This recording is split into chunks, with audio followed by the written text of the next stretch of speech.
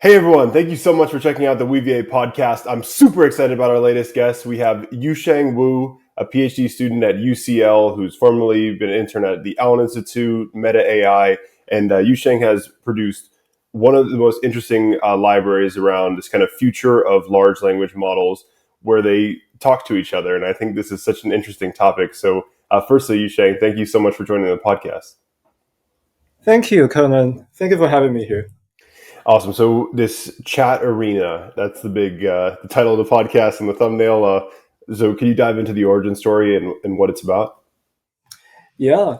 So ChatArena started as a small research tool that I built over a weekend. And I was struck by this idea of having multiple ChatGPTs to talk to each other. Because that would be really cool if, say, each ChatGPT would play a different role, right? And we may be able to create really interesting conversations. So normally how we would do that is that, well, we could open two ChatGPT like web pages, Mm. one on the left, one on the right, and we copy and paste between their like responses, right? That's just going to be like really tedious work. So I would say when the ChatGPT API came out, I would say, wait, there's something that's really cool that we can do here, Hmm. right? Like so, and then I just like build this like small demo over the weekend, and I show it to researchers around me, and they're very excited with this new tool. So we quickly expand this project into a more well-designed and user-friendly package for developing all sorts of multi-agent language games. So now it's supporting not just ChatGPT, but all a lot of like large language model APIs, and also we could define or create different in language game environments with this package. So roughly a month ago, we released this tool publicly, and since then we've been receiving lots of feedbacks from our researchers around developers and industrial partners. And this package is still like fast evolving, and we're really excited with like what we can build upon this. Yeah, and I think maybe before we dive into the technical detail and the nuances a little more, just setting the stage of like chat, like kind of what you and I hope to achieve right now is that in conversation we can explore some new knowledge. And so maybe if we could talk a bit about how this works. You sort of would prompt one language model to say be Lex Fridman and another one to be Sam Altman, and then they talk to each other playing these roles. Is that kind of the general setup of we have like roles, whether you're impersonating a person? Yeah, Yeah. yeah, indeed. So you could start with, say, setting the scene or the stage for the players by specifying what we call environment description or global prompt. This description will describe the environment or the scenario that these players will be acting in.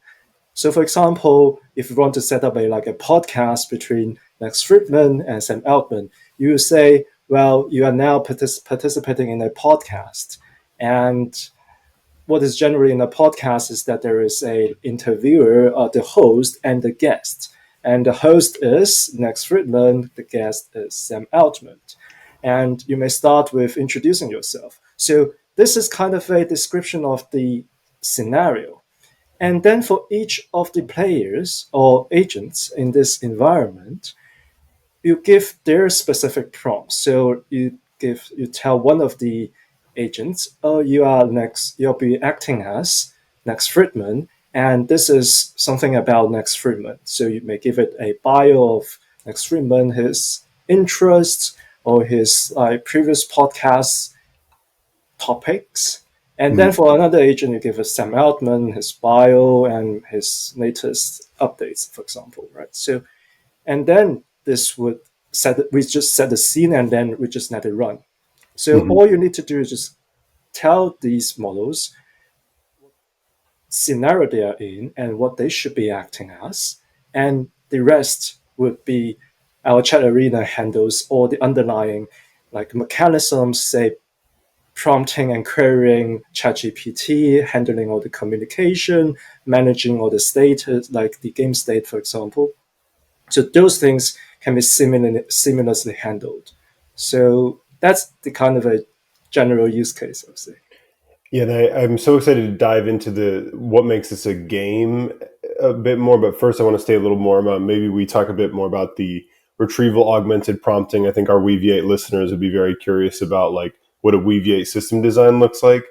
And so, kind of as a fun project I've been doing is I take these podcasts and I transcribe them with Whisper and I put them into Weaviate. And so, I'm curious if you think like say we have one database class that contains all podcast transcriptions and it has a symbolic filter for speaker, maybe also a symbolic filter for which particular podcast it's sampled from.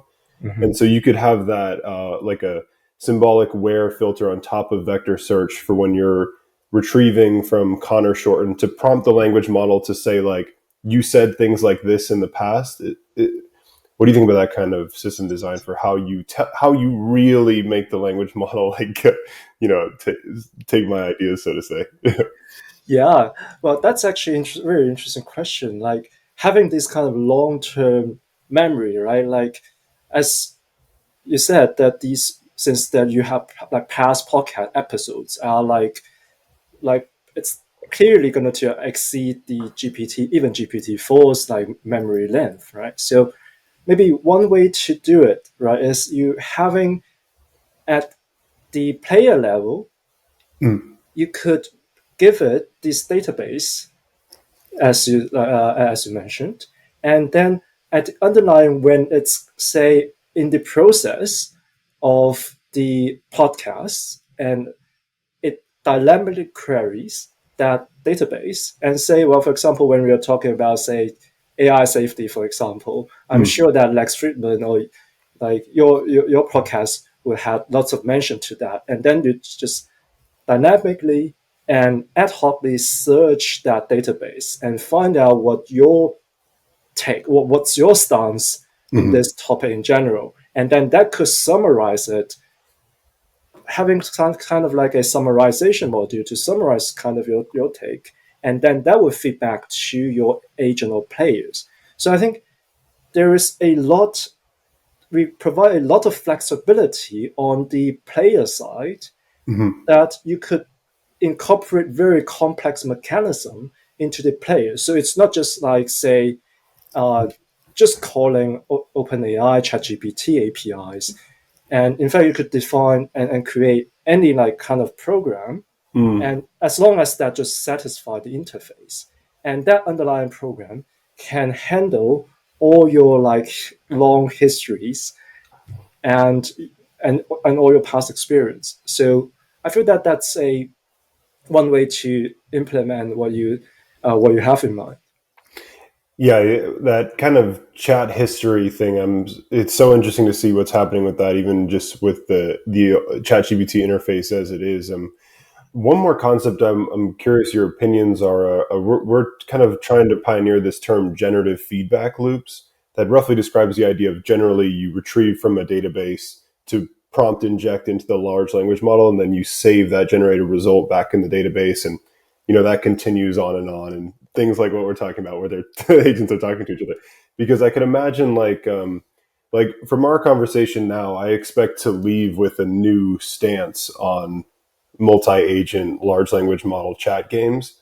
So it's like when they have these conversations, right? They should save their stances and kind of, but so then you need to like update this stances. Is it clear this kind of concept like that like so yeah? What do you think about that kind of like the evolution of you start off with your Sam Altman, the beginning of all everything he said on every podcast ever, and then and then simulate thousands of conversations, and now you kind of develop like this half artificial, half real, or whatever the composition of the takes.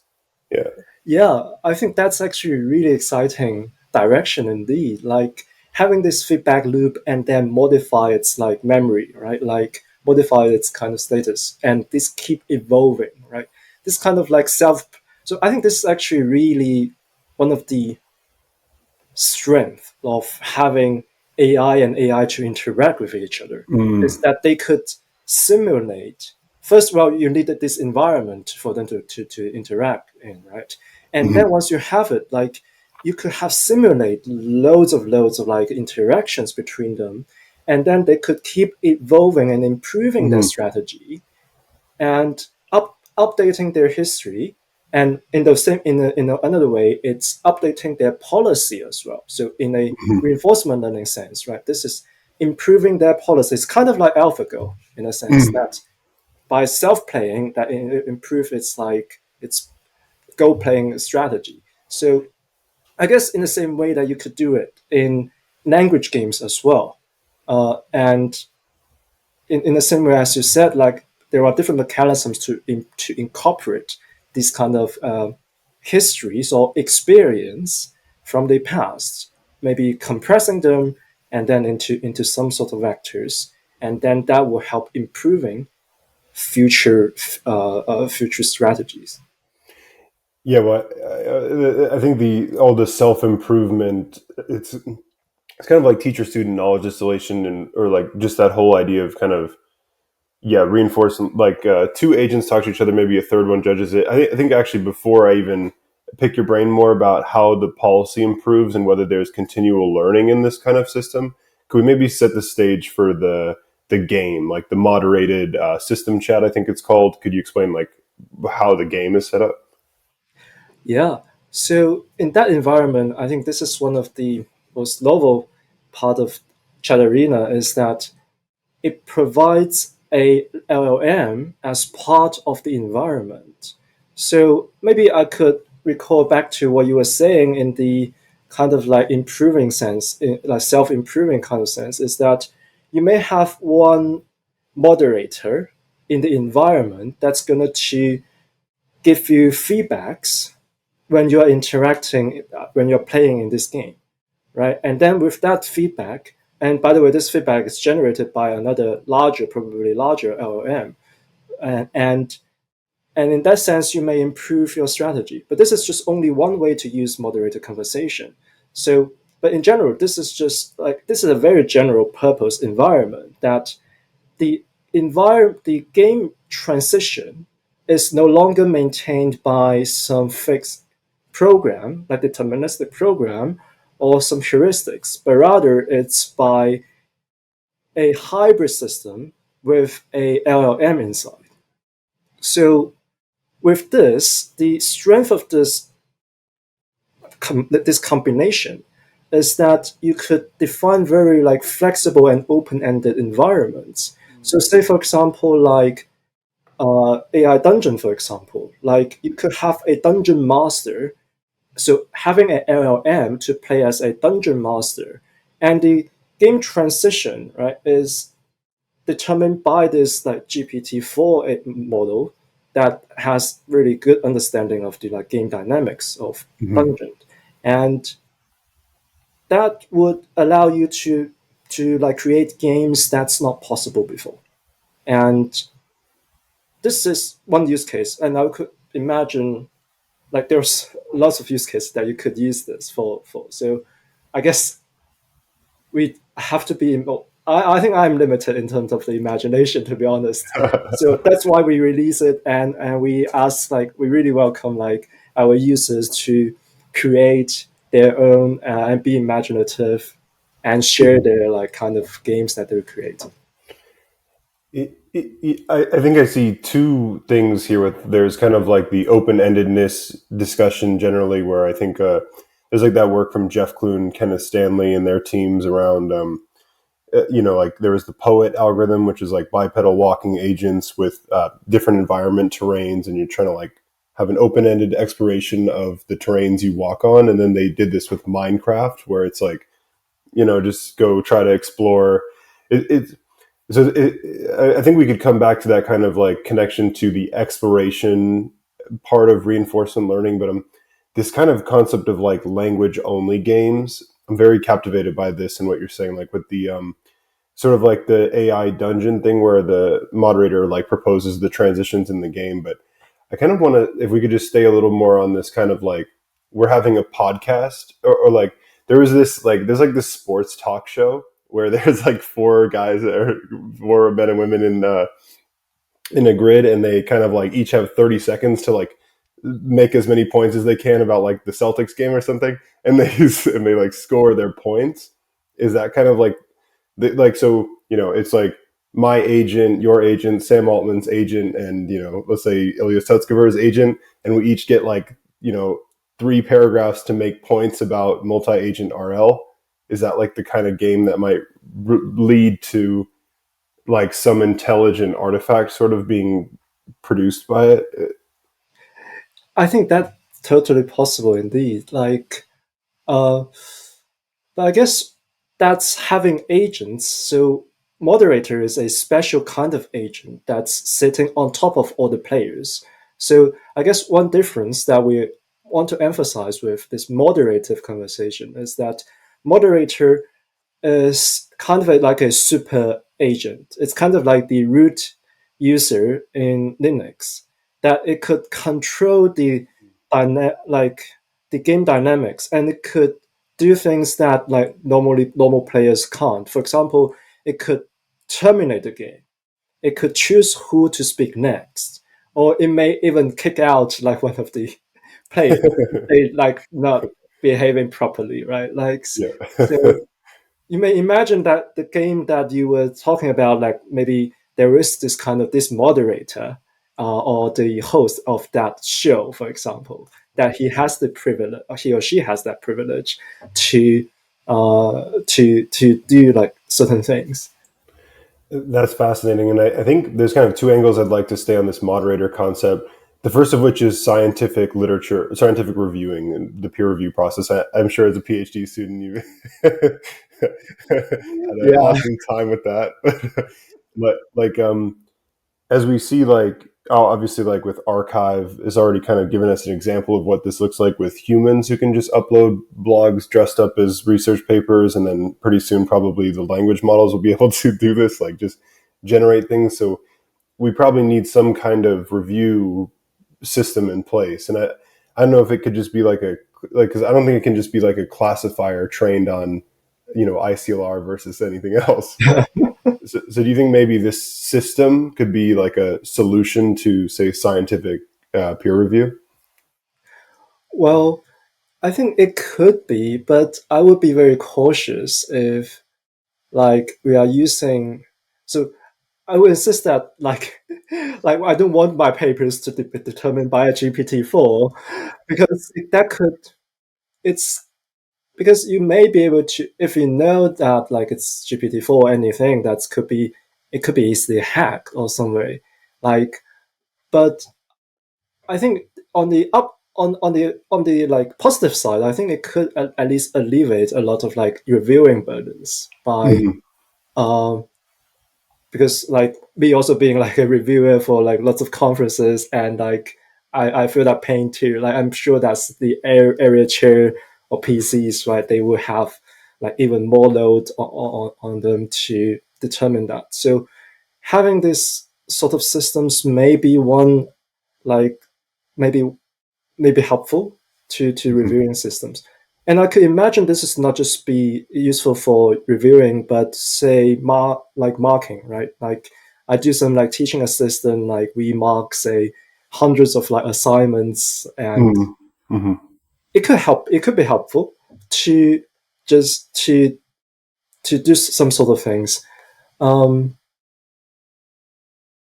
I guess one way that ChatArena could be useful Mm-hmm. in say reviewing systems could be that you could create like different reviewers from different backgrounds, and Mm. having them to have like abundant discussion. So you know how Yeah, difficult it is to yeah. have reviewers to discuss.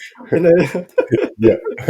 right. So, but if you could have say like AIs, but like maybe moderate, like of course you have to moderate them, like but then you have moderated conversation between these AI reviewers. You could have really good conversations and discussions of that, of a submission, and then you may actually come up with a more like a more balanced and a more comprehensive review, Hmm. if that makes sense. Yeah, that's, I love that. Sorry. I love that perspective. It's like, like instead of it, they'll like in the review process, they'll like nitpick some subtle detail, or that maybe they're opinionated about it. maybe the chat arena is saying, you argue for the paper, you argue against it based on this reason, and then they go at it, and then the moderator says reject, accept, kind of.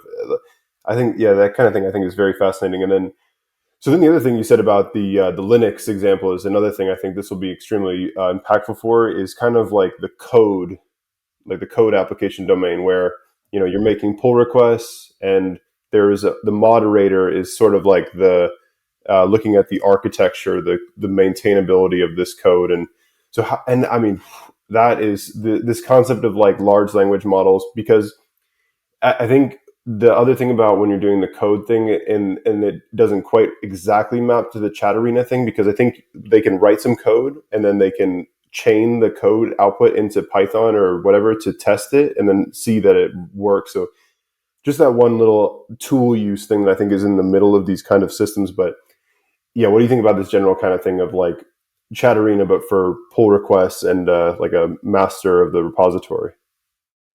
I think that could be actually really useful case application. Like you could have like I may see it in this way. So for example, you may have um, a moderator that's just say, oh well, I have some sort of a requirement that I need to implement, right?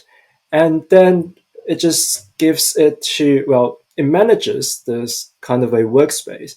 And then you may have like different agents or code like to implement different parts of it. And you may ask them to like work together like by pull requests, and then there are like tests unit. Some agent may write the unit tests, the other agent may write the code itself, and then they may end up. And then all the moderator is doing is just check whether the produced code, like the repository, Mm. can end up satisfying all the requirements. And but I think there is a lot to do here. Like it's way more complex than that. Like you Mm. may have to do all the kind of unit tests, but also integration tests, like having putting all the different components together, and Mm-hmm. version management, like so lots of dependencies. Um, but yeah, I definitely see this as kind of a very like a probably one of the most potent like the use case that has the most potential. Mm-hmm. Yeah, and so I think kind of a transition topic for, I think people out there hopefully are starting to think about, are starting to understand this concept of role playing large language models that chat with each other and are moderated. Let's talk about scaling this out. Like, how many agents are we talking about? So theoretically, this is like the package supports like almost infinite number, as long as the like length the it fits the kind of like context length of the large language model, right? So, but we do found out that like at least the current LLMs are still limited in terms of what we call agency. So when we scale out, like the having too many number of players in an environment, they may be find it hard to Hmm. remember what their own Yeah. role, because Hmm. I think the context length would be like populated by the things that the other agents said, Yeah. and the natural thing is that it's very easy that they forgot like what their role they are assigned to. So I think that means that there are two aspects in this question. Like one is on the LLM or on the agent itself, whether it has that kind of capability to adapt to play in this like large number of this big group of AIs. And the second is how well does your environment support the scaling. So Hmm. some games, for example, may not be very like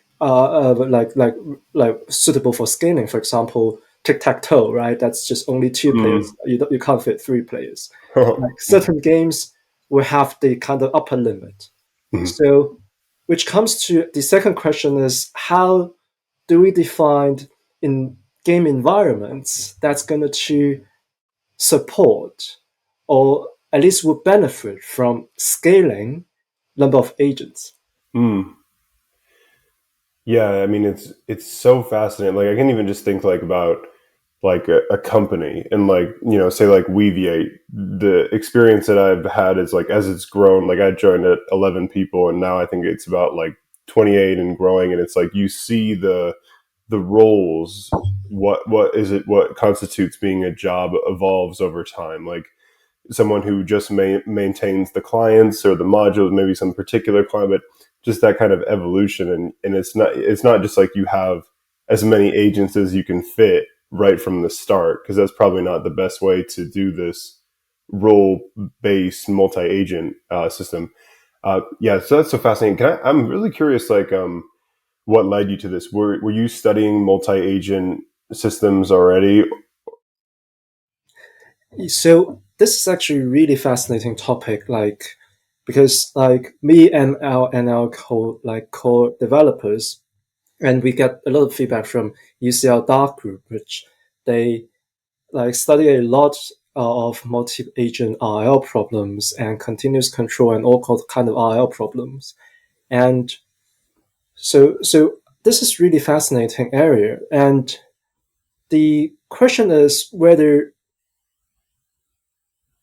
I don't think we still need to create that kind of environment that so the real world scenario it's like it's hyper complex Mm, and the task it's solving is also like very complex like a company that like so like a Weaviate, like the product that you're building and all there are so many roles and so many like requirements, right? Whereas the kind of games that RL area is studying is still relatively toyish, right? In a mm, way that it's like they're all in simulated environments. mhm, And so I guess the question, so right in ChatArena, I think one thing is that we do want to tackle the kind of this challenge and see whether we could create environments that could fit more agents. And because that part is the scalability part is actually the more interesting scientific question here, and which also comes with a lot of challenges that we do found that these current AI, I mean, even the largest LLMs like GPT-4 would often fall short in handling agency in such environments, let alone like collaborating and finding the optimal strategy in in these environments. So I feel that there's a lot to do in understanding how LM behave in this large scale, I mean, like mhm. large group AI environment. And I feel that this is still at the very early stage. So ChatArena is at the moment is just wanting to build environments, and that would be the first step to explore multi-agent RL problems for LLMs. Mm. Yeah, I mean that it's so fascinating, that marriage of multi-agent RL with the capabilities of the large language models. And yeah, when I also first came across multi-agent reinforcement learning, it was mostly like very simple grid world kind of environments, and now we're seeing this open-endedness enabled by large language models is yeah, it's really inspiring. And yeah, I guess I wanted to kind of do a long range reference to something you said earlier about AlphaGo. I think this is very fascinating because of like AlphaGo. The way it works is it takes the board state as input and it predicts an action. That's like the neural network policy part. But then what they do is they add a like a Monte Carlo tree search on top of that, where you make your move, then you sample like four different moves, and then you make your move on all those. Let me do the tree top down, but I don't know if you see me, but like, you simulate all these games, and then when you're at the leaf nodes, you're like, the moderator in this case would say like, this conversation path, because it's like right now in our conversation, it's like there are different things I could say to you to continue our conversation. I could say like, let's go back to talking about continual learning in this, or let's talk about LLM providers. Like I have all these decisions of like, as we're chatting, then the next thing I could say. Right. So will this tree search thing be something that could, because I understand that tree search thing is like paramount to the success of AlphaGo. Yeah. Well, I feel that this is one thing, if not the biggest thing, that's lacking in LLMs, is that they don't have this research and planning ahead, right? Like, so looking ahead, this kind of capability is really lacking. Because, so just as an example, when I play the tic-tac-toe in ChatArena, right? You have two ChatGPTs, and the the first player would like place their bark at the center of the tic tac toe board. So that's a reasonable action.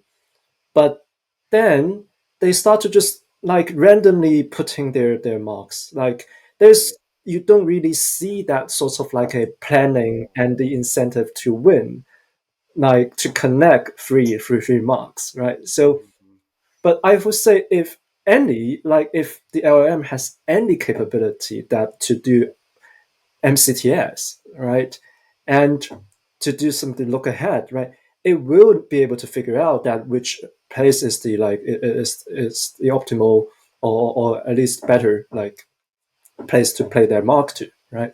So, which I feel that this is actually something that's really like lacking in LLMs. If we want to get to them to do really well in say in not just tic tac toe, but any sort of game, real world games that requires planning ahead. For example, we may want to like schedule some meetings in the weeks ahead, and we may need to like move things around, like that sort of things. Like, or how would I if I would be what will I lose if I don't go to this conference or Mm-hmm, go to mm-hmm. that other conference, right?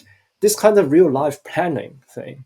Although I would say the generative agent paper that you refer to that shows some early like primitive behaviors on planning a party or kind of thing, but that is like a but that is still like very primitive and doesn't have the kind of search require that kind of search kind of thing.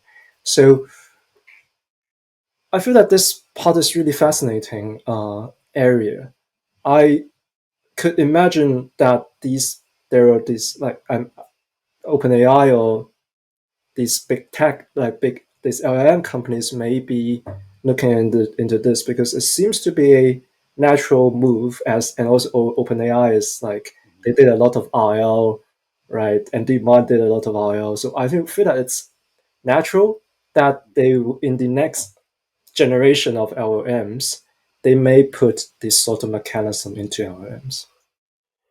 Yeah, and I think the research area that we're getting into now is model based reinforcement learning, and maybe some people would like to call that theory of mind if it's purely we're talking about a conversation. But like model based reinforcement learning roughly describes being able to predict state action transitions to the next state, maybe reward potentially. Sometimes they set it up that way, sometimes they don't.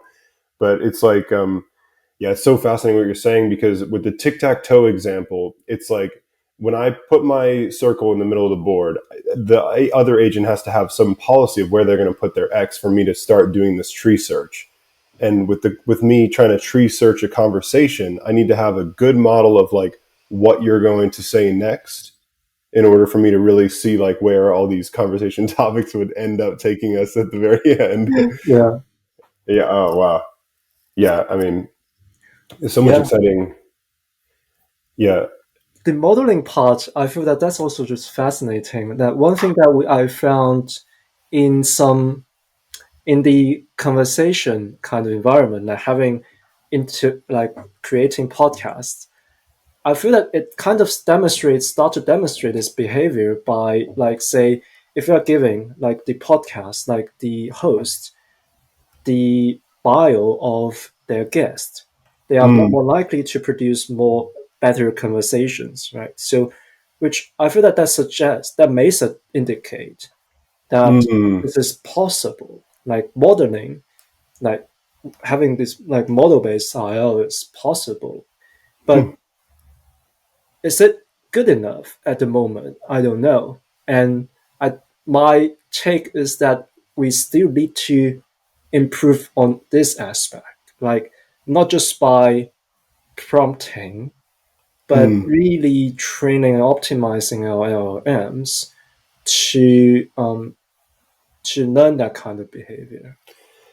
Yeah, and if I doing another long range reference is kind of like generative feedback loop concept. Kind of the idea is like, so in the database, I have all of my papers I've published, all the papers you've published, and I'm using it to sync up questions to ask in the podcast, and then I save those questions back to the database so that I can retrieve those questions for prompting when needed. So like, we're chatting and maybe I need to like have like the three best transition sentences questions.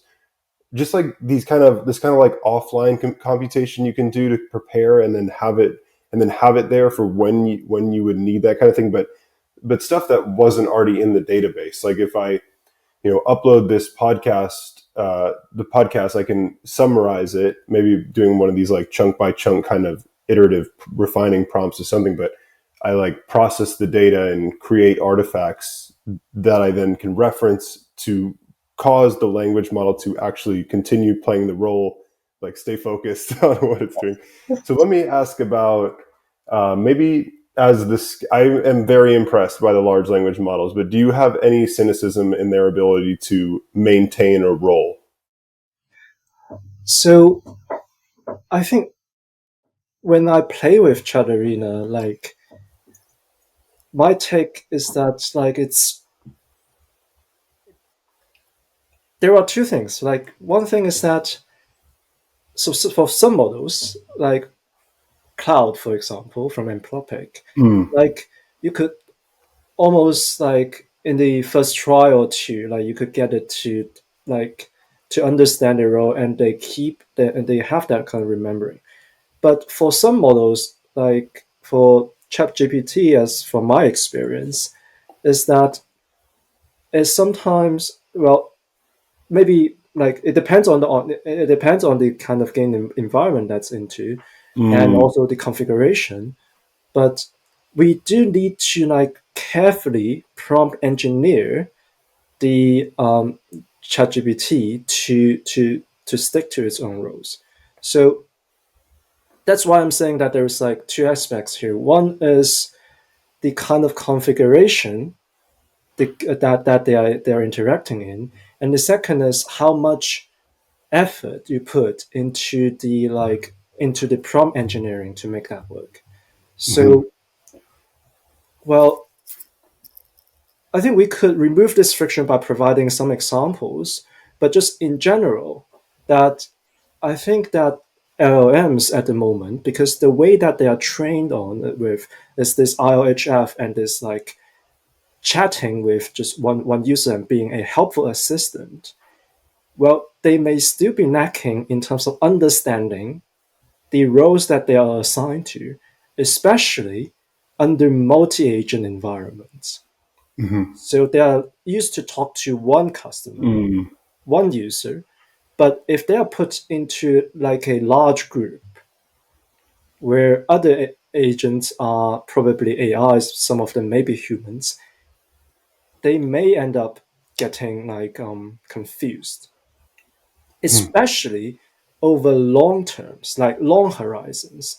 If their interaction keeps going and going, and that means that their like context length is like longer and longer, and their attention will may get diffused, then I do found that like at later stage of the conversation, mhm. it becomes more like more likely to confuse its own roles. So, which I think this may be able to help by like having Weaviate or like these vector databases and retrieval augmented system to keep reminding itself the kind of status that, I mean, the role that they are assigned to.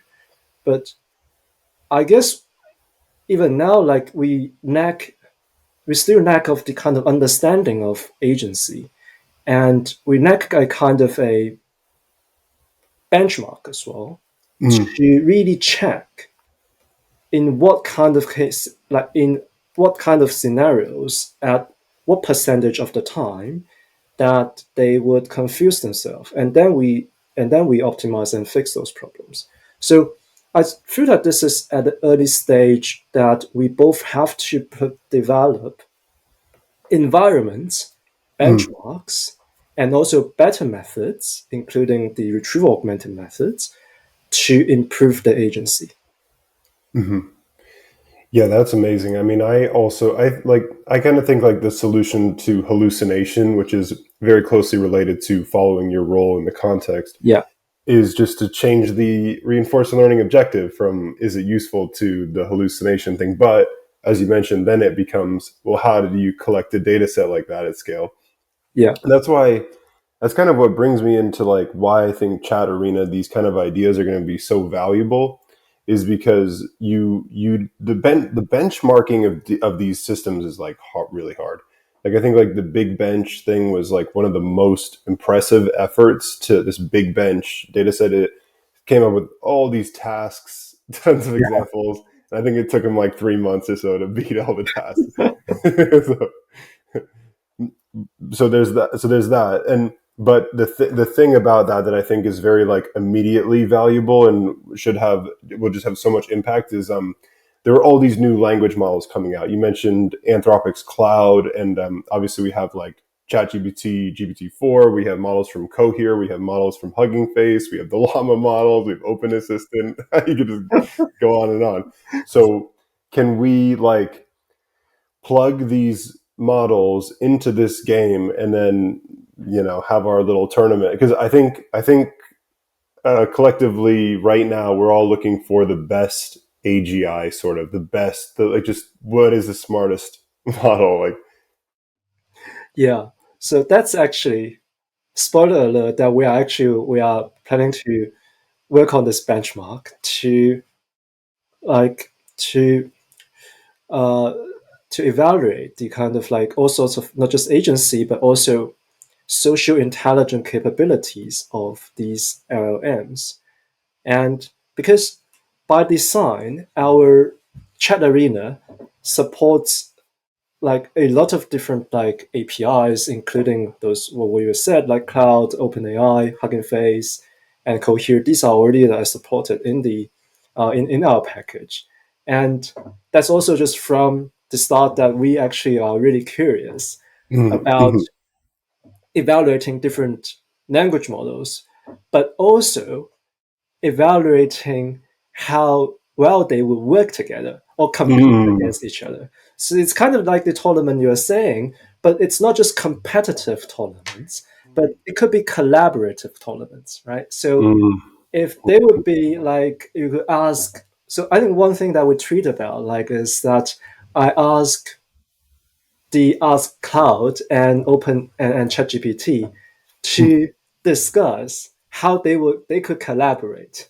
So it's asking them to collaborate to discuss how they would collaborate. So and kind of like recursive problem, but mhm, like and then they just come up with some really nice nice conversations on how we have AIs to collaborate.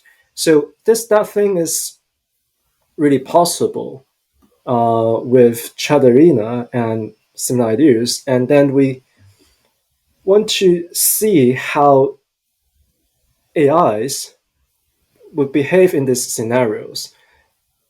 There may be different like hypotheses, like they may work better if they are like from the same API or trained on a similar data.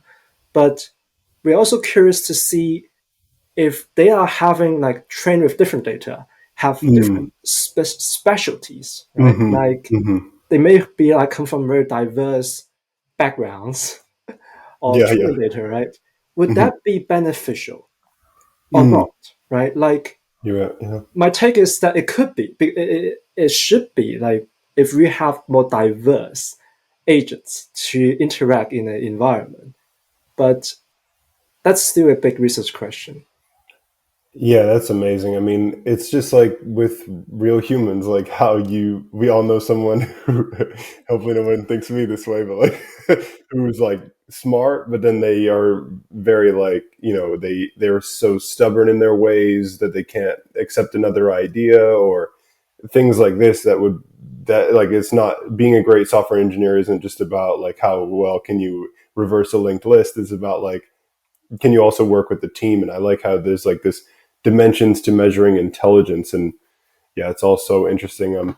So maybe kind of wrapping up, I really want to get your opinion on kind of like a direction of the kind of like large language model tool use space, is how you see the difference between the ChatGPT marketplace and then like uh, software that helps you write your own code, designing tools like LangChain or Llama Index, or maybe kind of AutoGPT as being like, AutoGPT to me is like similar to the ChatGPT marketplace in spirit. Like, kind of how are you thinking about that kind of emerging uh, area of this? Well, I think that's actually like very promising direction indeed. Like having this tool use, it's kind of like the it's a very intuitive idea to be honest, right? Like we use lots of tools, but maybe a different. So I think that on that line of research, right, and also product, I think there will be a lot more products or projects or tools that will come out in that domain, and that's really fascinating direction.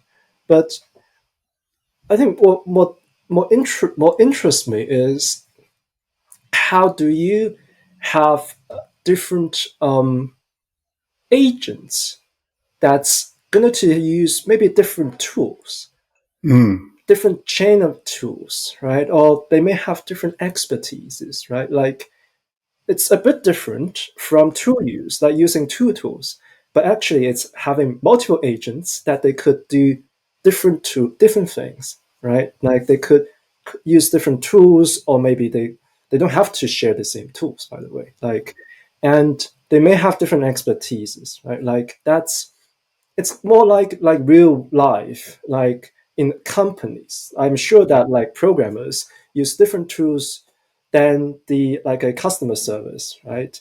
Then then like, even like developers, like front end developer may have use different tools than like back end developers, right? So Hmm. you will see that. So that part of the direction, which is kind of orthogonal to the tool use, that means that having more diverse tool use between different agents would be probably a complement to what you to the ChatGPT market space or LangChain, for example. And Mm-hmm. to me, I feel that that's another very interesting direction too. But I would say these two are like very well complement each other. And the better tool use agents, the more tools that's available to the agents. That means that each of these agents will have better capability to fulfilling like even more complex tasks. But also, how do you to get multiple agents to collaborate in Hmm. a environment would be another kind of like a interesting question.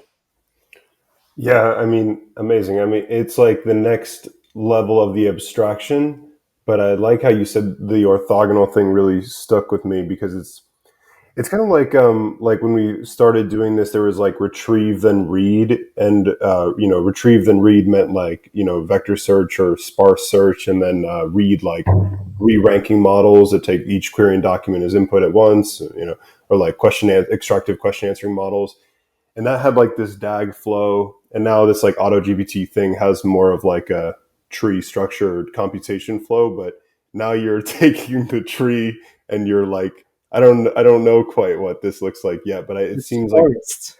yeah, forest, yeah. Yeah, and it's like the next abstraction. Yeah. Well, yeah, Yusheng, thank you so much. I think you're, visionary, pioneering this cutting edge technology, and it was so interesting to talk to. My simulated version of me has the updated stance that I was I could really say like a simulated podcast for this one. If we after. could put this, summarize it, and give it to ChatArena, I was curious to see how it works. Yeah. Yeah, awesome. Thank Well, you. Thank Yusheng, you for having me, indeed. It's a do you great maybe pleasure to talk with you. thank you so much. Maybe before we conclude, do you want to maybe give links to anyone listening to where to follow your work, or maybe some recent? I mean, obviously, ChatArena is what we're talking about. Yeah, so you could try out our chat arena from our Hugging Face space, or you could just go to chatarena.org. That would direct you to our GitHub homepage, and there will be a link to that our demo. And you can also find updates on me on yuxiang.me. So for my latest updates as well. And you can also follow me on Twitter. And yeah, I think this is really exciting direction there, and we are really want to uh, and we really want to welcome our community to join us to pushing forward the boundary of multi-agent language games and also multi-agent collaboration in general. And I feel that only with community participation and contribution, we could build more diverse environments and more interesting use cases for these agents to play in. Awesome. Thanks everyone for watching. Thank you.